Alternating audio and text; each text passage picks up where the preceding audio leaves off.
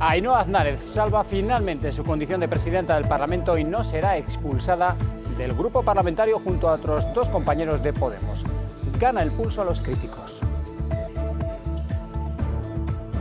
Avalando que la presidenta Soley esté por encima del bien y el mal, por encima del reglamento, por encima de la doctrina constitucional, con la gracia del cuatripartito. Sienta un precedente muy peligroso, lamentable, como digo, y nos produce cierto bochorno y vergüenza ajena.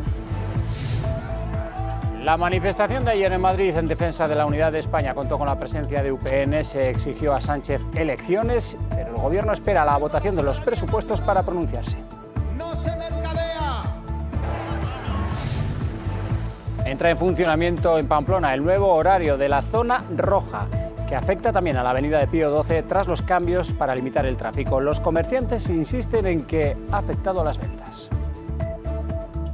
Nos encantaría que hubiera más rotación por esta zona, ya que desde que han hecho lo de Pío XII, aquí no viene absolutamente nadie. Ya nos ha afectado, llevamos aquí 32 años, mi hermana y yo, y bueno, pues ver venir esta temporada, a ver lo que pasa. Tafalla se echó a la calle un año más para celebrar su tradicional rifa del Cuto Divino, que recaudó dinero para el Santo Hospital.